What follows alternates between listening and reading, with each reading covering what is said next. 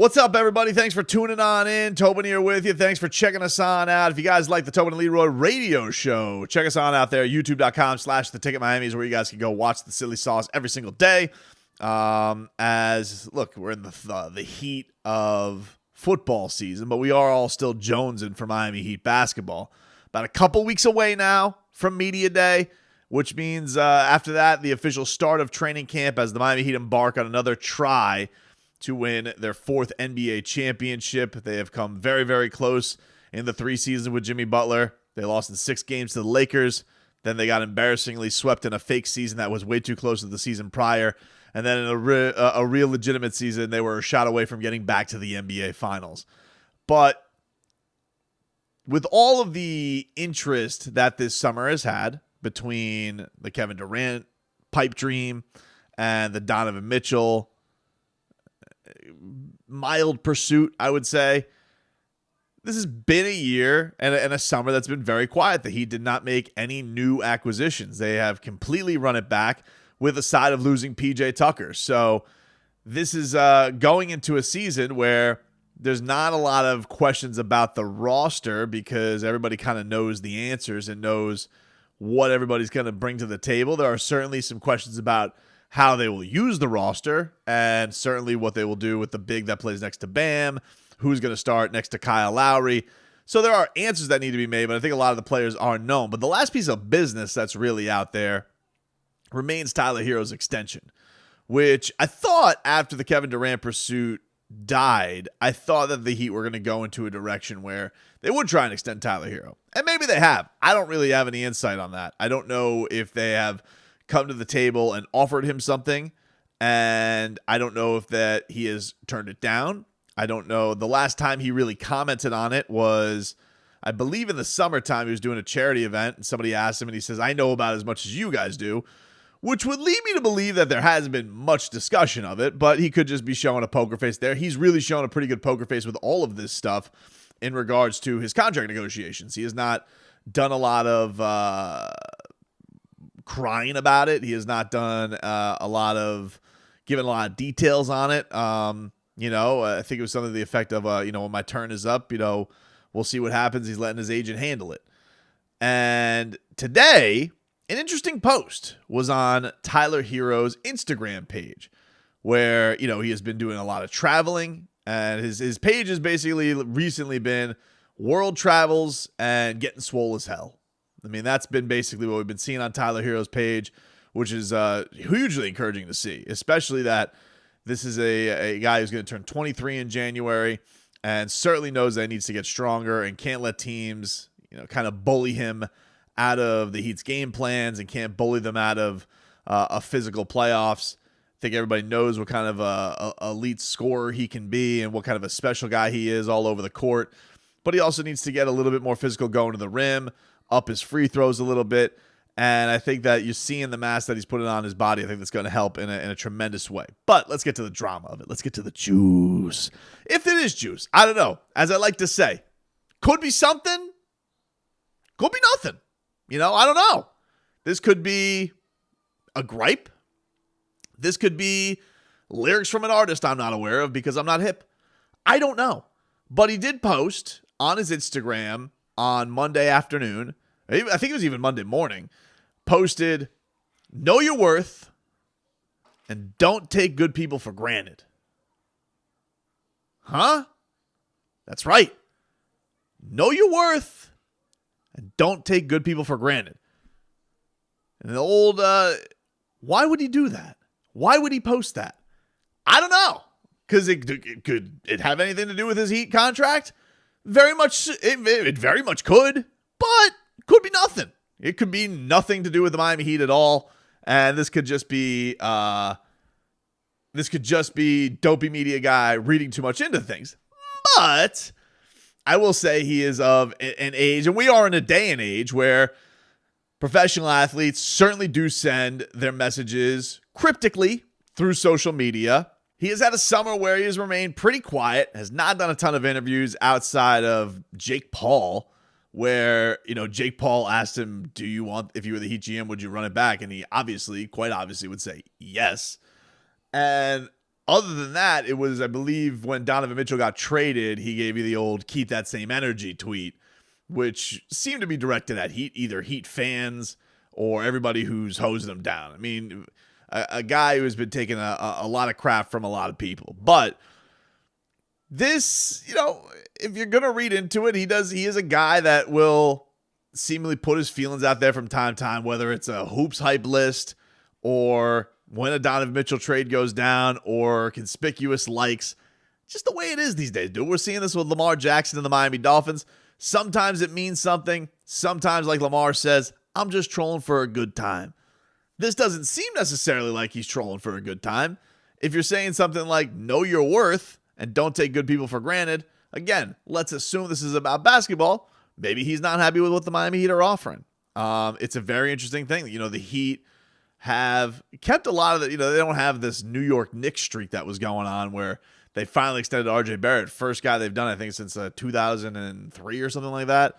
They've been keeping a lot of their guys and extending a lot of their first round picks. Now, only one of those guys has been a max player. It's been Bam, and they really had no question about it, and it was basically done as soon as they could do it. They have not done that with Tyler Herro. So is this a case where Tyler Herro is strictly holding out for the max? I don't know. And I think that for the Miami Heat standpoint, it is an interesting case. I mean, Tyler Herro, if he were to go out in the open market, would there be a team? I guess it would probably depend on this year, but would there be a team in restricted free agency that would throw a DeAndre Ayton bag at him and say, this is a max contract, we're offering you this, and then the Heat would have to obviously match that, because you never want to lose an asset for nothing, right? Like, that's the way it always goes. That's always the game that they play. But very clearly, like, he has been in any meaningful trade talk, it is always surrounding Tyler Herro. They do not treat Tyler Herro, it seems in rumors, the same way they treat a Bam Adebayo, where Bam is basically off the table. They don't discuss it. Even for Kevin Durant, they were not willing to discuss moving their big man. And I think that's for a couple reasons. Like, Bam has proven himself to be a guy in the playoffs who is valuable. For as much crap as he takes, he can defend every position on the floor. You're never taking him off the floor. He's had 30-11 off on the road in Boston, 25-10 in a game 7 where he's playing basically 47 minutes out of a 48-minute game. That guy can play in the playoffs with Jimmy Butler. And I think with Tyler Herro, there is, I think, a justifiable criticism that this playoff did not live up to snuff and that we have not really seen Boy Wonder show up in the playoffs since, the vaunted bubble and why everybody is called Bubble Guppies, Bubble Frauds, Bubble Boy, all the, the stupid nicknames that they got to throw at him. But that being said, he has not had any playoff performances quite like he had where he has the snarl in the finals or 37 in the Eastern Conference Finals when it was in 2020 in the run to the NBA Finals. So, for his standpoint, it's unfortunate time. That was his rookie season, and that was his best playoffs. For Bam was the best player in the Eastern Conference Finals that year, has one of the most iconic blocks in franchise history, and his time for a contract happened to come up. It was not a question. It was not a doubt. If Bam's extension would have come up maybe last year in the follow-up of the sweep to the Milwaukee Bucks, maybe they would have been hemming and hawing.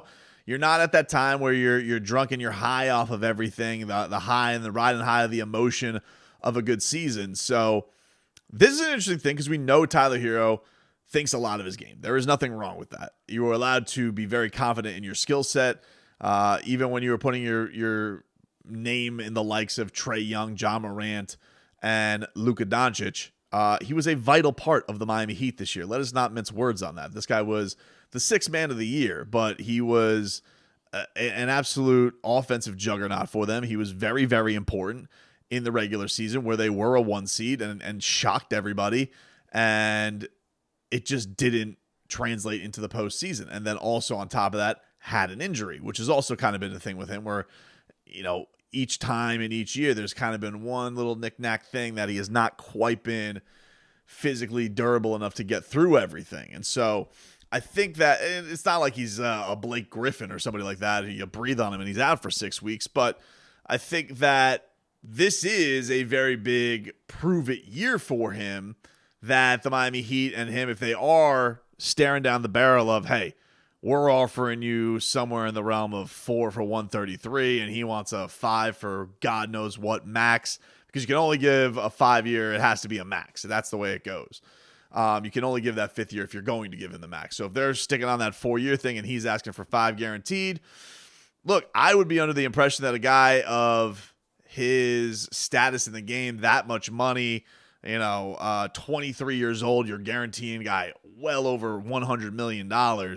I would think that would be enough to keep you around. But we have seen this, DeAndre and John Collins, guys who their teams eventually did pay up on them and get them to the point where they did get a big time amount of money, even though it wasn't like the most, how should I say, wasn't the quickest jump to bring the pen and paper to the table with this situation. And it has been oddly quiet with Tyler. I mean, we're going to know something soon because the deadline is in October. So the case becomes, all right, when does it get to a point? Because he is going to be answering. There will be a lot of questions about it, and probably should have been on the exit media day with Pat Riley. And I kicked myself for that because I was in that press conference room myself. Could have asked about it. I didn't. I asked him about Tyler Herro wanting to be a starter. He said, come out there and earn it. Probably should have also asked about a max contract. He may have also said, come out there and earn it. I don't know. Whiffed on that one. But from this situation with him, it is going to be interesting because he is a guy with the Miami Heat organization. He is very popular amongst the fan base, for as much crap as he takes. A lot of people rock those number 14 jerseys, gets huge pops in that arena. Everybody loves Boy Wonder when he's doing his thing and doing it at his best. And the marketing department absolutely adores Tyler Herro, and especially, values his opinion as far as like the cool factor is concerned when it comes to the merchandise. He's got his own little fashion line with the store. He is a very popular player among celebrities. I mean, you go to these games and Drake wants to talk to him, and Floyd Mayweather wants to talk to him, and Jake Paul wants to talk to him, and any who's who Tyler Herro is a guy that everybody wants to get to know. Has a damn song named after him by a huge artist in Jack Harlow. So, while I get all the ripping that he takes, he also has a great value in popularity as well with the franchise that maybe is a consideration with this as well. I don't know. Again, this all goes under the umbrella of if this is anything to do with the Miami Heat, and also goes under the umbrella of it's 2 weeks until training camp, and if you think that I'm going to take something like this and run with it, you bet your ass that I am, because I'm dying for Heat news. I just want basketball to be back so bad. Oh, it was goosies to see Kyle Lowry, by the way, at UFC this weekend. That was fun. Tim Hardaway, shout out, going into the Hall of Fame. That was great to see as well. Jimmy Butler, he has left Amsterdam. He is heading on deck to Miami. We will be there soon at Heat Media Day, just a couple of weeks away from that. And it's going to be an interesting one, man. I saw Gabe Vincent. He also did an interview, and he had said to Fan Nation, he believes that the team is championship or bust. He said, quote, I think that we're in a very unique position. We brought a lot of guys back from the past season. I think our learning curve will be much less as a result. Already being comfortable and having the chemistry that we have allows us to continue to focus on bigger championship-like goals. We know what we're capable of, and having the bad taste in our mouths from what happened last postseason, extra motivation.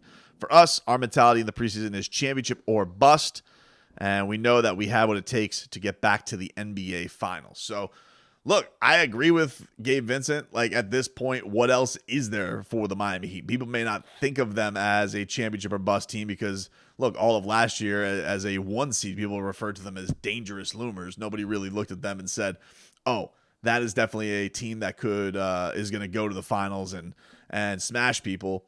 I think it'll be more the case this year too. I think people will look at Boston, they'll look at Milwaukee. So will the league and the pundits look at them as championship or bust? No, I think if you told most people, once again, if the Miami Heat made the Eastern Conference Finals, that would be a great success story. But for Jimmy Butler, it's really the last thing that's out there. Kyle Lowry will tell you don't win a championship, it's a wasted year. Tyler Herro, Bam Adebayo will tell you how thirsty they are to get that championship ring and solidify themselves with the other Heat greats that were drafted. So I think that for them, I agree with Gabe Vincent. It is championship or bust from their standpoint, because where else is there to go for them? And do they have the tools for it? he makes an interesting point about the learning curve. While I agree on some levels with it, I think there will also be a little bit of a different approach because I think they'll play a little bit different. Not having PJ Tucker's going to make things different. Maybe having a different backcourt made for Kyle Lowry at the starting games, being Tyler Herro. If Tyler Herro is starting, I think that makes things a little bit different. And for that, I think there will be a little bit more of a learning curve. I also think that they probably need to be even smarter with Jimmy Butler this year in the way that he gets through this regular season and maintain it for the playoffs, because we know what a maniac he plays like when the lights are on in the postseason. But a couple of weeks away, we'll continue to chip away and count the days away for Miami Heat basketball to be here. And if something gets crazy like Tyler Herro liking, himself in Lord knows what jersey, and we can react to that and just get crazy. Give us some content, Tyler. Make it. Let's go crazy. Let's go willy-nilly with the Twitter or the Instagram. For this, though, listen, as I always say when it comes to this social media stuff, when he posts, know your worth and don't take good people for granted. Could be something. Could be nothing.